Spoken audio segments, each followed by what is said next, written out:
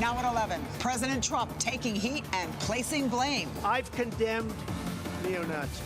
I've condemned many different groups, but not all of those people were neo-Nazis, believe me. Defending his delayed response to the violence in Virginia. Also, Boston preparing for massive crowds.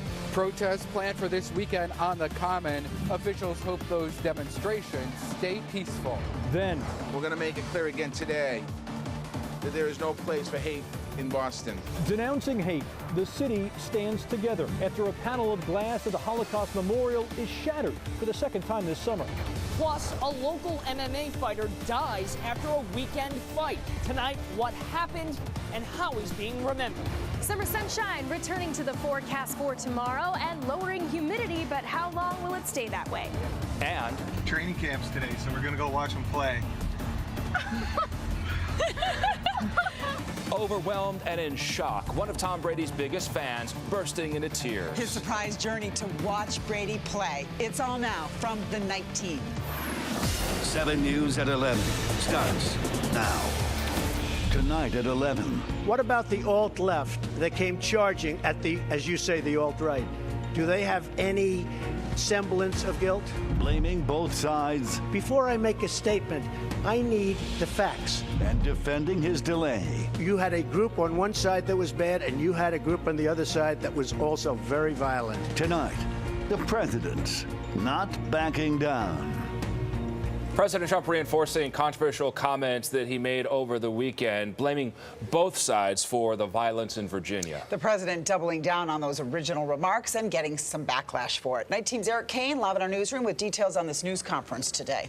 Kim, the president said both sides were to blame for the deadly violence. He called out protesters for attacking the far-right group, which included neo-Nazis and members of the KKK. Wait a minute. I'm not finished. I'm not finished, fake news. A combative President Trump goes off on the media, defending his controversial response to the deadly violence during the white nationalist and counter-protests in Virginia. I watched those very closely, much more closely than you people watched it. And you have, you had a group on one side that was bad, and you had a group on the other side that was also very violent. And nobody wants to say that, but I'll say it right now. You had a group on the other side that came charging in without a permit, and they were very, very violent. Over the weekend, white nationalists and members of the alt-right came to Charlottesville carrying torches, protesting the removal of a Robert E. Lee statue. They were met by counter-protests. Fights broke out in the streets. And at Trump Tower Tuesday, the president said both sides were to blame. Do you think that what you call the alt-left is the same as neo-Nazis? Those people, all of those people, excuse me, I've condemned neo-Nazis. I've condemned many different groups, but not all of those people were neo-Nazis, believe me. Not all of those people were white supremacists by any stretch. Those people were also there because they wanted to protest the taking down of a statue, Robert E. Lee. The news conference was supposed to be about infrastructure, but it quickly went off the rails. The president's new chief of staff, John Kelly, seen looking down as Trump had it out with the media. You also had people that were very fine people on both sides. You had people in that group, excuse me, I saw the same pictures as you did. You had people in that group that were there to protest the taking down of, to them, a very, very important statue and the renaming of a park from Robert E. Lee to another name. The president faced fierce blowback for not immediately condemning white supremacists on Saturday. There was no way of making a correct statement that early. I had to see the facts, unlike a lot of reporters. I didn't know David Duke was there. I wanted to see the facts. And on Tuesday, he went after the CEOs abandoning his advisory council. We want products made in the country. Now, I have to tell you, some of the folks that will leave, they're leaving out of embarrassment because they make their products outside. The president also had strong words for James Fields, the man allegedly behind the wheel of a speeding car that slammed into a group of protesters, killing 32-year-old Heather Heyer. Well, I think the driver of the car is a disgrace to himself, his family, and this country. And that is, you can call it terrorism, You can call it murder. You can call it whatever you want. I would just call it as the fastest one to come up with a good verdict. That's what I'd call it. The president was also asked whether he still supports top advisor Steve Bannon. He said Bannon is a good man, but he also said, quote, "We'll see what happens." In the newsroom, Eric Kane, 7 News 19. President Trump's comments today getting a lot of reaction. Senator John McCain tweeting out, quote, "There's no moral equivalency between racists and Americans standing up to defy hate and bigotry. The President of the United States should say so." Massachusetts Senator Elizabeth Warren tweeting this: "The President of the United States just defended neo-Nazis and blamed those who condemn their racism and hate. This is sick," Senator Warren said. Notorious white supremacist David Duke praising President Trump, tweeting, "Thank you, President Trump, for your honesty and courage to tell the truth about hashtag Charlottesville and condemn the leftist terrorists in Black Lives Matter, Antifa." And it's not just political figures reacting to the president's comments. NBA star LeBron James expressing his thoughts, saying, "Hate has always existed in America. Yes, we know that, but Donald Trump just made it fashionable again." So far, President Trump has stayed quiet on Twitter tonight about any further comments concerning the violent protests. And here in Boston, the city is preparing for protests. A rally similar to the one held in Virginia is being planned for this weekend. The Night Team's Alex DePrado was on the Common tonight, where organizers want to hold that rally. And obviously, the key concern is preventing any sort of violence, Alex. That is true, Adam, and we'll get to that in our story. And organizers who planned this rally say they acknowledge they didn't request a permit in time. Nonetheless, those organizers of the free speech rally plan to go on with their scheduled rally here on Boston Common. We're still doing a review. Boston Mayor Marty Walsh says the city is doing a review of a permit free speech organizers have asked for to rally on Boston Common Saturday. Since it was fewer than 7 days' notice, the group verbally asked the city for it this afternoon. We're going to review that permit. My office is reviewing it now. When I say my office, the Parks Department's reviewing it now. The organizers for the free speech rally acknowledged not submitting the right paperwork in time, but still expect 1,000 to attend. Yesterday, one of the organizers told 7 News he believes all have a right to speak, no matter their viewpoint. You know, we should all be able to share our opinions and beliefs, whatever they are, in this country. We've contacted Boston PD and explained the situation, that we were very concerned about, given what happened in Charlottesville. What happened in Charlottesville? Violent clashes between white nationalists and counter-protesters. One died.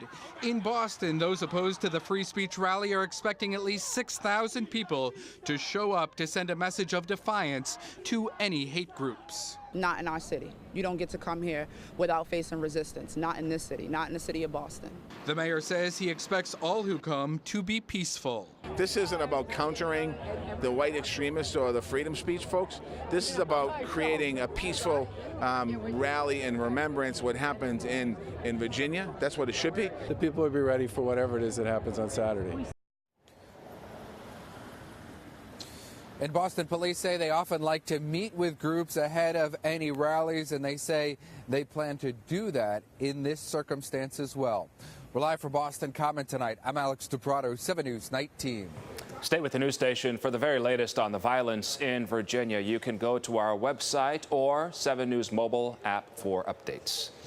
Developing tonight, the ComEd Bridge will be open to traffic and the Green Line tomorrow morning. Closed for the last couple of weeks. The news for commuters tonight is things will, in fact, be up and running. Mass DOT says minor construction will still be going on, so you might expect some minor delays for the next couple of weeks as crews complete this stage of the massive bridge replacement project.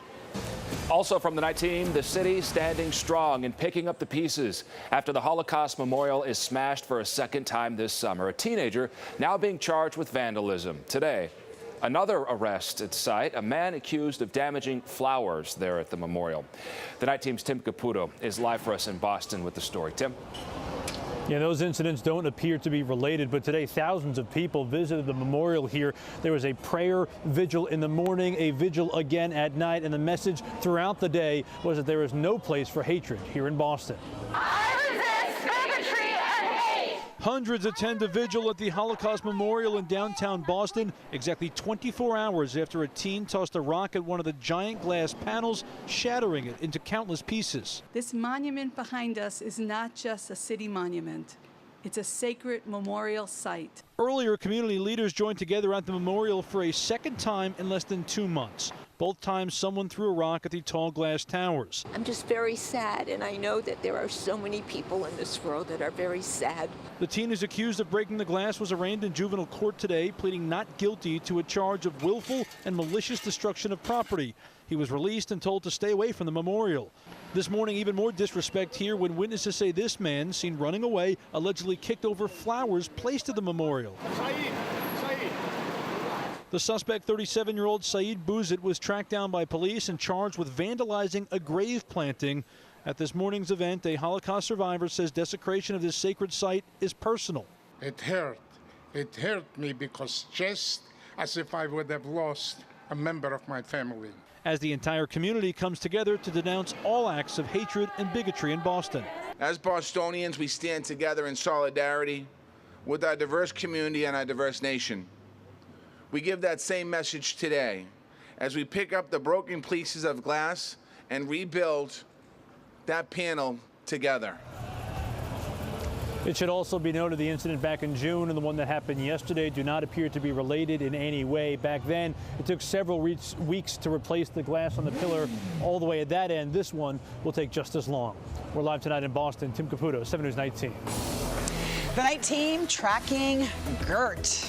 Yes, Gert, the hurricane expected to stay off the coast, but apparently could cause some serious rip currents, and maybe for us here at home. Let's check it out. Meteorologist Bree Eggers with the first check of the forecast. Would you really be concerned if we're at the beach and swimming? South-facing beaches, yes, that is a concern absolutely heading into tomorrow, and the forecast is favorable for a beach day. So here's what's up with Gert right now. A Category 1 hurricane passing between the U.S. coastline and Bermuda, and it is out to sea. At latest update, National Hurricane Center thinks possibly she could strengthen into a Category 2 storm. Nevertheless, it is making the seas quite angry and pushing some big swells and big waves in our direction. So out in the water, out on the water, there is a concern tomorrow. This is when it peaks, sending these high swells and waves in our direction. High surf advisory posted Cape Cod, the islands, as well as parts of the south coast of New England. So if you're headed to the beach tomorrow, that's something you need to be aware of. Pay attention to the posted bulletins and also what the lifeguards are saying. And some of those beaches have already been closed to swimmers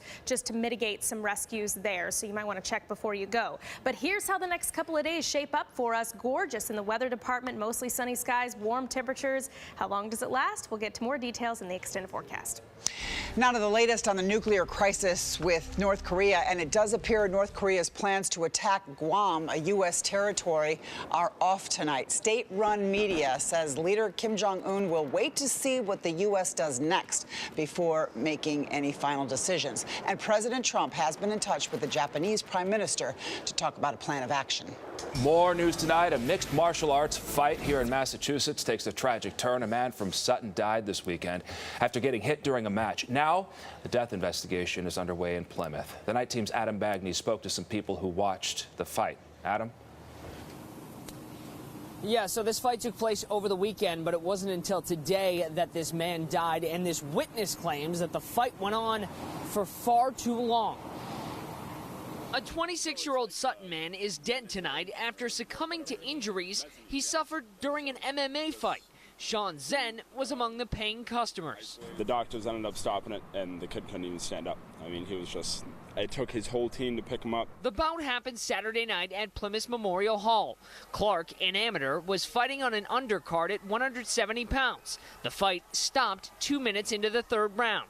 Witnesses say he was physically spent. At the end of the second round, he was, dazed and wobbly. Beginning of the third, he was the same way, and he's just gazing, like not even putting his hands fully up to fight the guy. The company who organized the fight, Cage Titans, didn't respond to a request for comment, but on their Facebook page wrote, quote, Rondell was a cherished soul throughout his athletic career, known for his utter tenacity. We extend our deepest condolences. You think the fight should have been stopped sooner? Yeah, absolutely. The fight shouldn't have seen a third round. Meantime, the DA's office says Sutton's death is now under investigation. And a friend told 7 News that his home gym in Westboro was closed today out of respect for a man who literally died like a fighter. I can't imagine how Clark's family feels. It's just, yeah, I feel bad for him. And that video of Clark, by the way, is from one of his previous fights. Now, we also reached out to his opponent and the State Athletic Commission, but neither got back to us. We're live tonight here in Taunton. I'm Adam Bagney, 7 News Night Team. 4 local Teamsters cleared of all charges in the Top Chef trial, a federal jury finding all not guilty of conspiracy and attempted extortion. They were accused of harassing the show's star host and crew because the production was using non-union workers when they shot it back in Boston in 2014. 5 Braintree police officers honored tonight for their bravery. These are the officers who responded to a standoff at a motel in which a man opened fire back in May. It was about 9 o'clock that night when officers went to the motel to serve an arrest warrant. And here's some surveillance video. It shows actually the man opening fire through a door at the motel, and one bullet struck Officer Donald Delaney in the face. I'll tell you, it was a tough 24 hours, the first 24 hours, because he laid there with the bullet still lodged in his head. The support from the police department and all friends and family got us through it. The brothers and sisters that put that badge on every single day are the most supportive people. They're a family, and I saw it firsthand. They're a family, and they should all be honored. The suspect died in the shooting. The DA's office investigation says the officers were justified in their actions. Fast forward to tomorrow when there will be a groundbreaking ceremony for a new park in honor of Martin Richard. Martin's Park will be right near the Children's Museum out on the waterfront, and it'll include an accessible playground and open space for children to play. It's being built in honor of 8-year-old Martin Richard, who was killed during the Boston Marathon bombings, and it's scheduled to open to the public next fall. Up next tonight, using their families' fight in an effort to help others. You never know what happens in this life. I think we appreciate all these days that we have and appreciate the moments that we have with each other. Tom Brady talking about his mother's battle with cancer and how his family and his team rallied around her. And one of Brady's biggest fans gets emotional when he learns he's about to see the star in person. We wake up to a case of the muggies tomorrow morning, but then that humidity lowers throughout the day. How long will the air stay dry? We'll get to the forecast next.